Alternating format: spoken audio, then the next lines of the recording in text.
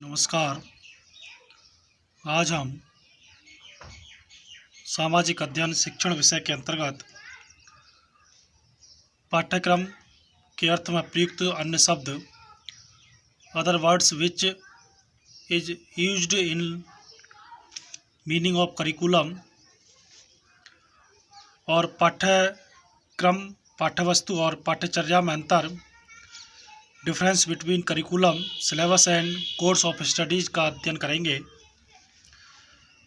पाठ्यक्रम शब्द को कई अन्य अर्थों में प्रयुक्त किया जाता है।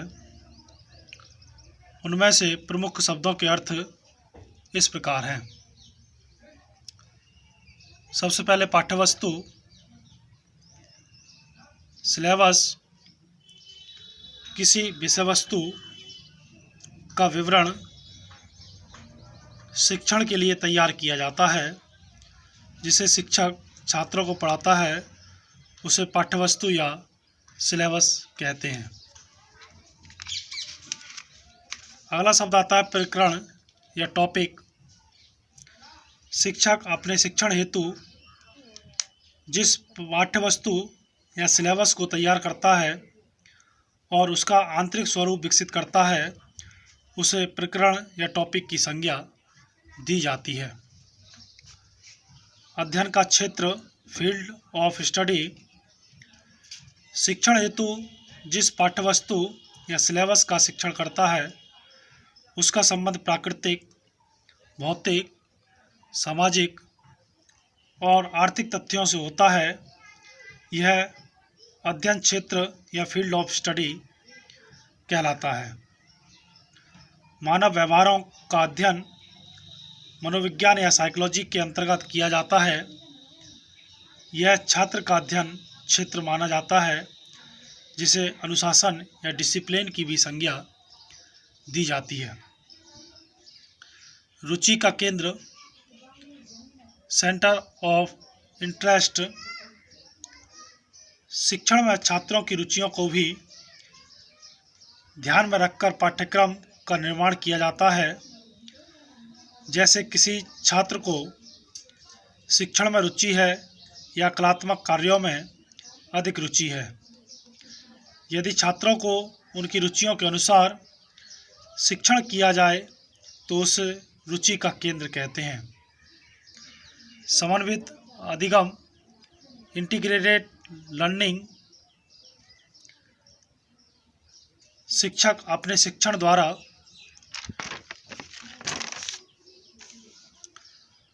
छात्र को ऐसे अनुभव प्रदान करता है जिससे जीवन की समस्याओं के समाधान के साथ विषयों का भी ज्ञान दिया जाता है, तो उसे समन्वित अधिगम, इंटीग्रेटेड लर्निंग की संज्ञा दी जाती है। अब बात करते हैं पाठ्यक्रम, पाठ्यवस्तु और पाठ्यचर्या में अंतर, difference between curriculum, syllabus and course of study. पाठ्यक्रम के लिए करिकुलम के साथ साथ सिलेबस और कोर्स ऑफ स्टडी शब्दों को भी प्रयुक्त किया जाता है, किंतु इन तीनों में अंतर है। जब तक पाठ्यक्रम, करिकुलम शब्द पाठ्य विषयों के सीमित अर्थ में प्रयुक्त किया जाता रहा, तब तक ये तीनों शब्द प्रायः समानार्थी माने जाते रहे। परंतु पाठ्यक्रम या करिकुलम शब्द की संकल्पना में व्यापकता आ जाने के फलस्वरूप इन शब्दों के प्रयोग में भिन्नता आ गई। पाठ्यक्रम के अंतर्गत वे सभी अनुभव आ जाते हैं जिन्हें छात्र विद्यालय जीवन में प्राप्त करता है और जिनमें कक्षा के अंदर और बाहर आयोजित की जाने वाली पाठ्य एवं पाठ्येतर क्रियाएं सम्मिलित होती हैं। जबकि पाठ्यवस्तु या सिलेबस में निर्धारित पाठ्य विषयों से संबंधित क्रियाओं का ही समावेश किए होता है। इस प्रकार पाठ्यवस्तु के अंतर्गत किसी विषय वस्तु का विवरण शिक्षण के लिए तैयार किया जाता है, जिसे शिक्षक छात्रों को पढ़ाता है। पाठ्यक्रम और पाठ्यवस्तु के अंतर को एक विद्वान ने भिन्न दृष्टि से प्रस्तुत किया है। पाठ्यवस्तु पूरे शैक्षिक सत्र में विभिन्न विषयों में शिक्षक द्वारा छात्रों को दिए जाने वाले ज्ञान की मात्रा के विषय में निश्चित जानकारी प्रस्तुत करता है, जबकि पाठ्यक्रम यह प्रदर्शित करता है कि शिक्षक किस प्रकार की शैक्षिक क्रियाओं के द्वारा पाठ्यवस्तु की आवश्यकताओं की पूर्ति करेगा। दूसरे शब्दों में पाठ्यवस्तु या सिलेबस शिक्षण की विषय वस्तु का निर्धारण करता है और पाठ्यक्रम उसे देने के लिए प्रयुक्त विधि का। हेनरी हरेप के अनुसार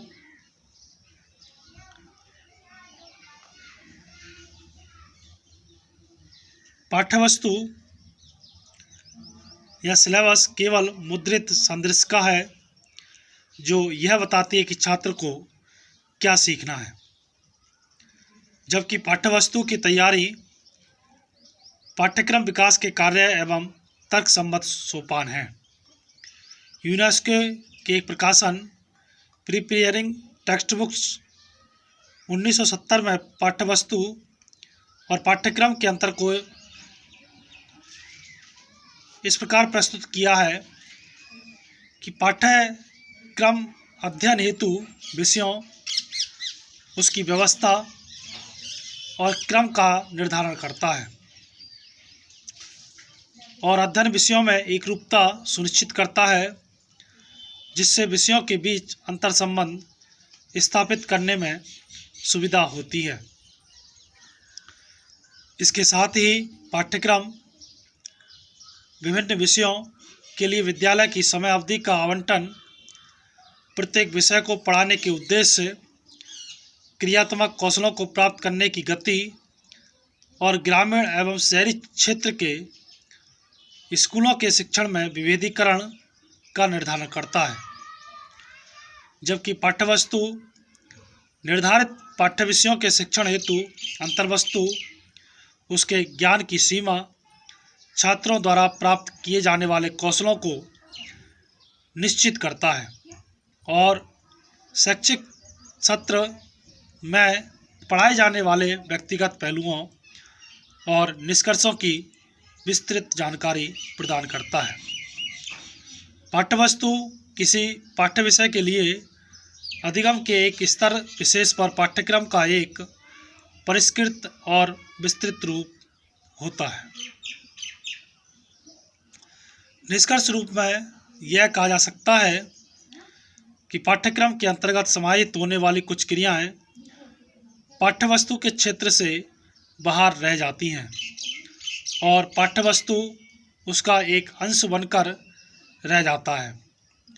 दूसरे शब्दों में पाठ्यक्रम के अंतर्गत विद्यालय की समस्त क्रियाओं को समाविष्ट किया जाता है और इसका स्वरूप व्यापक होता है,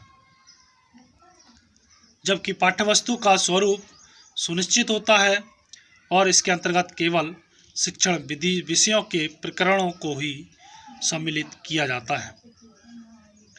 पाठ्यचर्या पाठ्यक्रम के लिए प्रचलित शब्दों में अपेक्षाकृत नया शब्द है। इसका प्रयोग पाठ्यक्रम के क्रमबद्ध, स्पष्ट, विषयवार और विस्तृत स्वरूप के लिए किया जाता है। पाठ्यचर्या पाठ्यक्रम के उस पक्ष को कहा जाता है जिसे कक्षा में प्रयोग हेतु व्यवस्थित किया जाता है।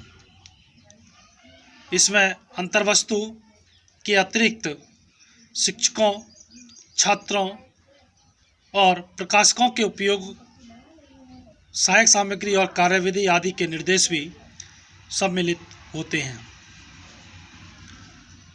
पाठ्यचर्या एक कार्यालयी संदर्शिका होती है जो किसी कक्षा को किसी विषय के शिक्षण में सहायता के लिए